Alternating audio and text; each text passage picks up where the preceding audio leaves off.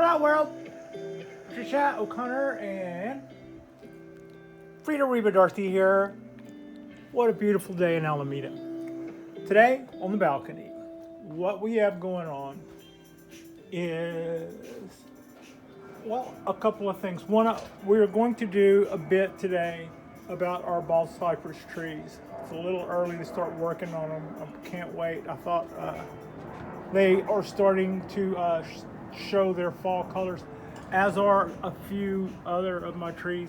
And the sky is starting to take that bluer fall hue. It looks a little less like that hazy days of summer. As promised, I turned the trident maple around. I've got it on a board. It's got holes in the bottoms where it should still be able to utilize. The holes in the center of the pot should just line up with the holes in the bottom of that piece of wood that I've got it sitting on, and then that'll still go out the drain kind of like we want it to. But now the tree is absolutely getting even light, and whenever we lose our leaves, we are going to prune this guy back. I'll probably prune those back in stages. We're doing a lot of talking about a tree we're not talking about today. Also, I could go off on another rant about our cork bark oak. We are still dropping leaves. We still are burning off leaves like nobody's business. But the outgrowth is still very vigorous, and so far the new is still outdoing the old quite a bit. So there's that.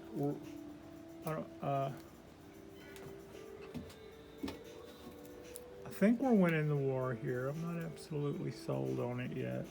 It does seem to still be shedding a lot of leaves to my way of thinking. And the question earlier put to me was I sure it was just not underwater? I was never sure of that. Part of it also seems to me, I do see some of it everywhere, but I do see more of it topside. But there's more growth topside, so you would see. All right. What I was going to talk about and am going to briefly discuss today is our Texodium dictum, our American bald cypress. These guys are about a few weeks away from pruning, a pretty major pruning. Remove my bamboo stake here. And here we go.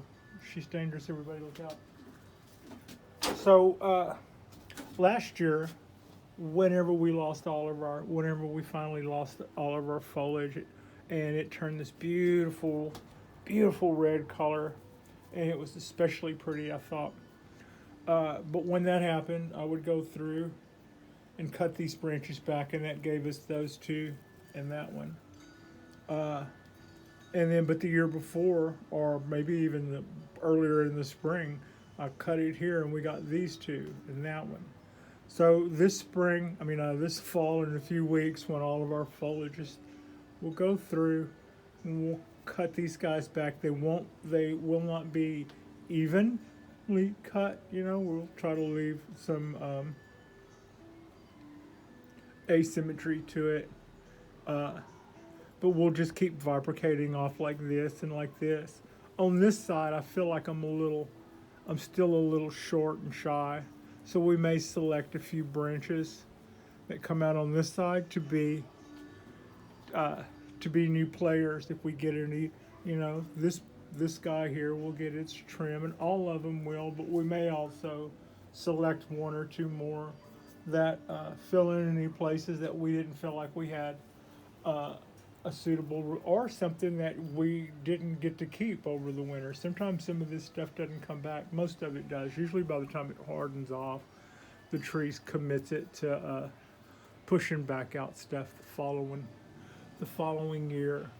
But at that point, we will spend a day just go back and going on all three trees And one of the first things I did in the way of bonsai was to try to do what I thought was reaching, and what I thought was reaching would have been the amount of space I would have for a larger bonsai, and this certainly does satisfy that.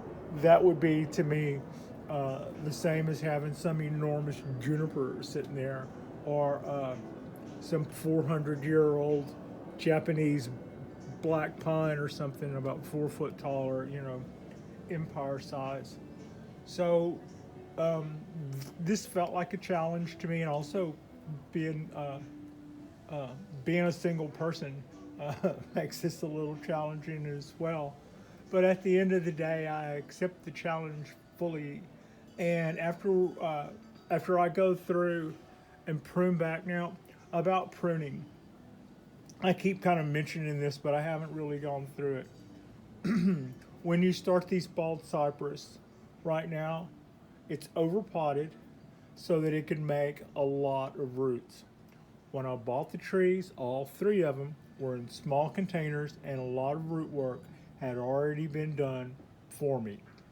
However, now, had I put that in a small bonsai pot and tried to enjoy it in a small container and then start treating it like a finished tree, I would have years and years and years and years to try to get what I was looking for in a tall, formal upright out of a tree like that. I mean, that would be the absolute. So if I wanted to put it in a bonsai container in the first couple of years, that would probably require bringing out some saws and heavy tools, and carving taper out of something catastrophic injury, or something like that, and make some real dramatic form out of it. That would have been a way to possibly, do that quickly. However, if the idea is to take those chopped trunks and allow them to grow taper, then what we're going to want to do is grow a lot of roots, because a lot of roots will equal a lot of growth, and a lot of growth will equal a lot of taper and a lot of ramification, both of which we still need to do a lot of, and also the trees need to do a lot of it. All we have to do is sit back and watch and wait and be patient. Not the most patient person in the world, but I have other things to enjoy all the while when it comes to bonsai. So it's not like I'm tapping my foot looking at these things go and grow. Damn it, it's pretty cool on the whole, I would say. So also, it's the temptation is to style your tree because you love it to where it looks like an adult tree early on, and that will also hinder your health. The more overgrown it is right now, the more it's doing all of that energy exchange. That will help us to more rapidly develop these leaders, the taper, the ramification, and all of the things, and all of that hinges on what's going on below there. So here's what I did right, and here's what I did wrong. What I did right was, even though they were this tree on this far side and that tree on that far side were in like buckets that were almost 1 gallon, but probably not quite 1 gallon paint bucket size container. So their root work was already done for me had I chose. Now they probably fill up their third of that bottom of the thing, and we've just tossed that out of the window. Same with the middle one. This one was in a cement bucket, so it had some root work done to it, but not a lot. It had already, they all three are done of their tap roots, and they've all got decent sheen and all that other good stuff going right along with it. But with all of the stuff we have to make, we weren't going to play the game where we were going to continue to enjoy our smaller, refined, could put them in a small bonsai pot root mass. So that'll have to be done again at some point. that isn't what I did wrong. That's kind of what I did right. That equals all of this stuff you see up here. And all of this stuff you see up here, though, right now looking overgrown, is what it's going to take to heal up our scars and give us our curve and our rollover. And it's what's going to, like I said, ramification, yada, yada. So what I did wrong was, and I paid money, good money after bad, come to find out, uh, what hearing the benefits of Akadama and hearing the drawbacks of Akadama made me think to double down on Akadama. What does Akadama in its purest form do? It retains water maybe a little too much. What does it do in its best side? It has these little holes in it that super fine roots will form and go down those little holes in search of that water, and they quickly grow, and they break that chunk of Akadama in half, and that's how Akadama breaks down. But all of that makes super, super, super fine roots, and what super fine roots do for you is they make super fine ramification. If you want big blocks of wood, if you need to grow big chunks of wood, these three guys looking at you, then you need big roots. You don't need super fine roots. And for our ramification, right now we're in our foundation. Some of it, we're probably less than a third left of our foundation left to do. We've got one foot well in to our secondary, and we've got 1 foot kind of straddling the line between our secondary and our tertiary. So we're kind of spread out a little bit there, but that is to say we're still going to select a few branches from this season to fill in, and then while others will get their third cut. So after that, it just gets finer and finer and finer, and the trees will reach out longer and longer and longer. Now, there's another way to go. You could, instead of doing what I'm doing to get all that ramification, which is kind of like making the triangle Christmas tree shaped formal upright like a pine tree bonsai. You do see bald cypresses do that, and you do see them do it in the wild, and you also see them do that in people's yards. But what the really ancient trees do is they tend to be what a lot of American growers do, which is called flat top. And a lot of times flat tops are almost completely bare, literati bare, even more, except for the top. And the theory, I think, behind that in nature is something takes the top out, it has to grow another leader. And quite often that'll fork off into something like this, and you'll see those flat tops will have two huge limbs, and the top of the tree will be based off of those ever tall reaching things, and that's very much an American style, and it is quite attractive.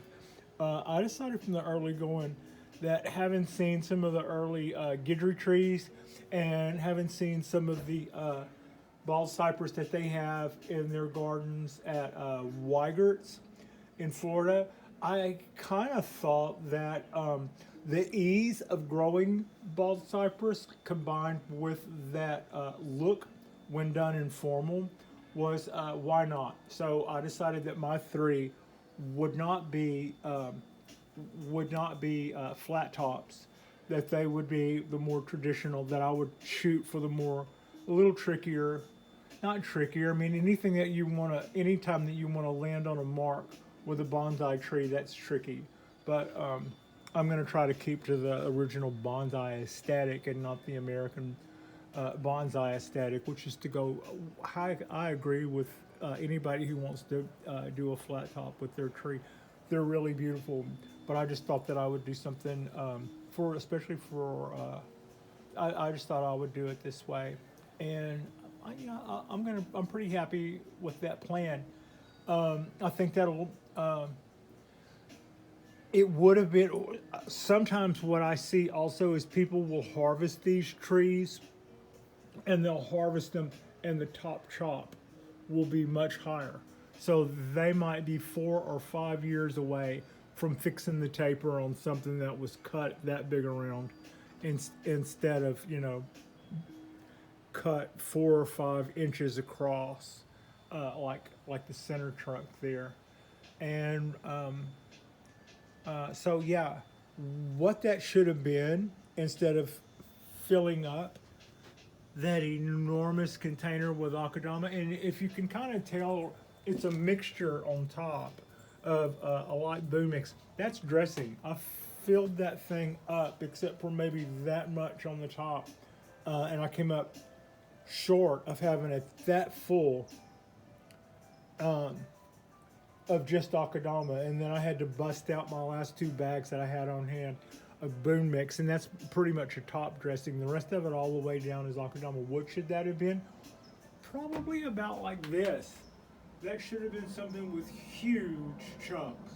Some akadama, yeah, sure, fine, but probably some other stuff, a little rockier, a little chunkier, and that would have made the kind of roots that were big, fat, honking daddies that we would eventually need to start cutting down, and that would increase our workload at some point when it came time to refine, do some, cut that down for bonsai pots and stuff.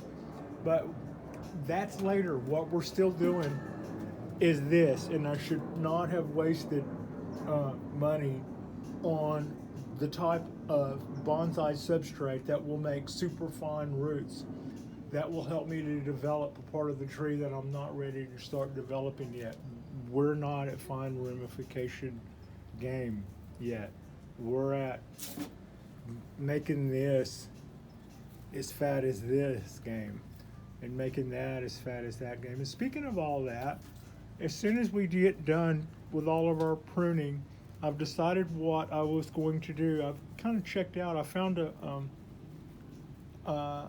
a site online, a Facebook site for those who still do the Book of Faces, and it's about American bald cypress. And I think, if I recall, it's just called the Bald Cypress Facebook page or something. You can type that in and you'd probably find it.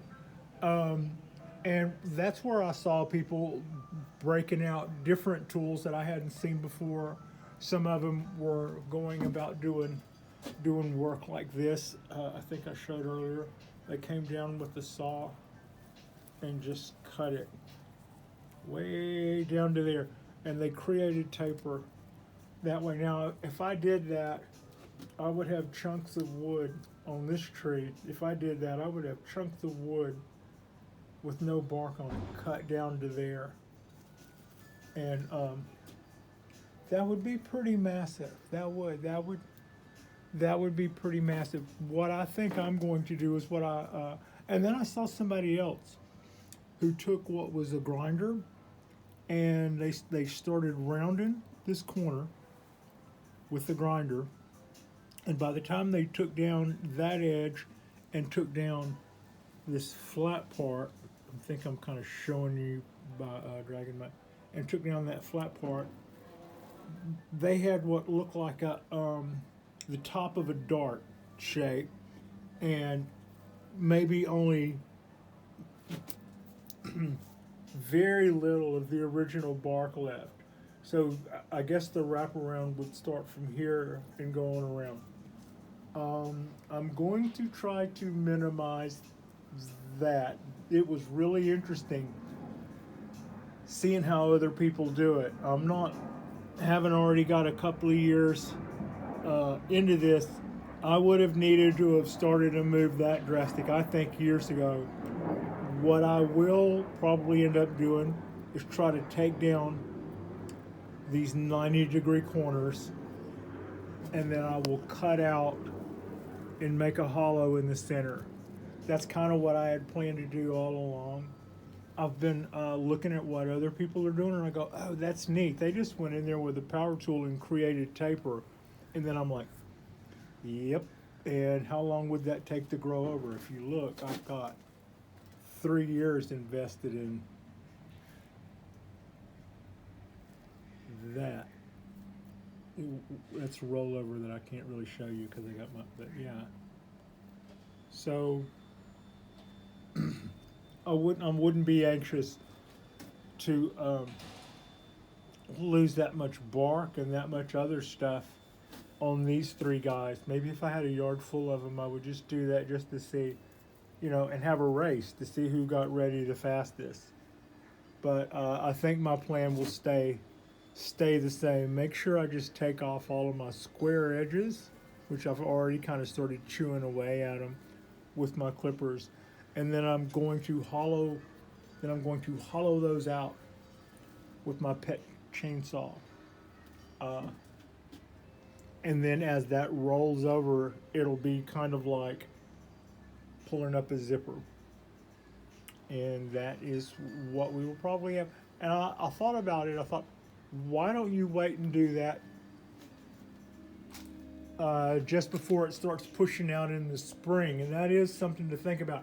Even though I'm going to do my cutback as soon as everything dies back, that's the time of year I get to look forward to actually doing that cutback. And then right after that, it sort of makes sense to me to go in with my saw and do those cuts, and then cut every, and then paste over all of our wounds and let the tree start on its merry way, making roots all winter while all this topside stuff is asleep.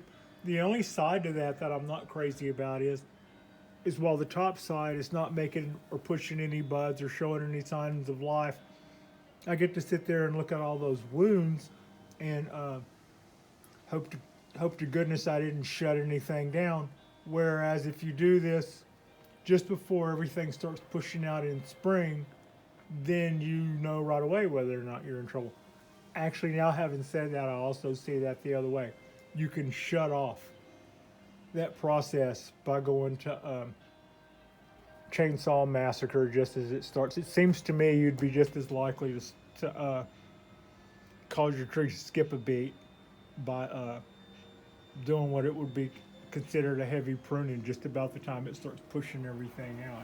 Maybe it would rethink that. Anyway, that's something else to think about. Otherwise, I've got a couple of weeks to figure that out. It's comforting to know that I think that I have a plan of what I'm going to do with my tools. I have accumulated the saw that I think is heavy enough to do the work, and I've also thought about getting a grinder. And then I thought, no, I already have an impact and a couple of batteries. I could keep a heavy tool going for a little while if I just had the right sanding head. So I've acquired all of that stuff. So we're ready for whatever. This is my 3-year endeavor on American Bald Cypress. They're one of the easiest bonsais I've had to grow. Mistakes that I've made so far is first year I would prune them up like finished little bonsai trees, probably adding a year to their development. Excuse me. Also planting it in substrate that's fine akadama and not something big, huge, and chunky that would allow for bigger roots, which would allow for bigger foliar development and bigger ramification. Big blocks of wood need to be grown, and you need big roots to do that. That's kind of what I learned late. What we're doing right, well, we water it a lot. I'm not one of those people who leaves my trees standing in water.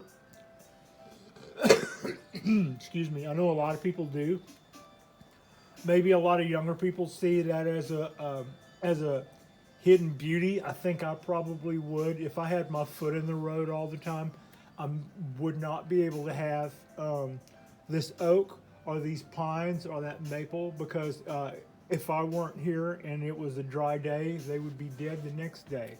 And so cypress trees do make that way more survivable in that you can put them in a tray of water, and that'll take care of that until that tray of water goes dry. And I do see the appeal to that. The other side to growing these is they grow rapidly.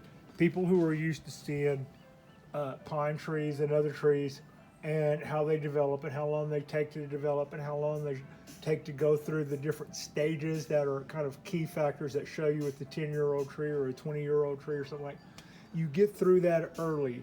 And buttressing, there's two camps. I have seen some container trees that had buttresses. I have yet to hear a 100% verifiable solid explanation as to how you get buttressing on a container tree. Otherwise, those planted in the yard, and if they tend to flood part of the year, which they really like, that is something that seems to work out and lead to cypress knees and buttressing, from what I've been able to understand. But how do you do that in the container? And yet I have seen some that were container grown that had cypress knees and had really nice buttressing and stuff. I believe mine has buttresses because it was collected in the wild originally. Before, that's how I heard that was always done. The hardwood on these guys, or the dead wood on these guys, needs to be preserved or it will rot away. And if you see on trees where that rots away, that is a very natural look. And these guys, a lot of times, are hollow, making it hard to get an accurate amount or an age of some of our oldest American bald cypress. Yeah. So that's about all I've got. I think they're very, very easy to grow. They like a lot of water. You have to water them a lot. They love being fed. They can really stand the heat. I saw somebody asking a question about water temperature. I think in the wild, water temperature probably doesn't hurt them that much, but in a container environment, all bets tend to be off. And if you keep one in water and it's 100 degrees outside, so that's going to conduct that thermal temperature a lot easier than just the air. I would maybe look at some way of cooling that water down. What is my thoughts to that? If nothing else, I would do a little water exchange during the day just to cool that puppy down. I mean, it would take a little while for the sun to sun heat a bonsai pot that has standing water in it, would seem to me. But could be wrong about that, I suppose. But if it was, like what people leave their trees in standing water, that's probably a good bit of water. It might take a little while for that. So if you were to scoop two or three of those out and change them with a pitcher of tap water or something that wasn't 1,000,000,000 degrees, then you would probably maybe go a long ways towards helping that. I wouldn't go throwing ice water in there. You'd shock them. So yeah, you can shock plants messing around with them like that. Like and subscribe if you guys haven't already. We are just absolutely enjoying this day, as I hope you are too. And I appreciate you, and Frida appreciates you. And thank you so much for watching.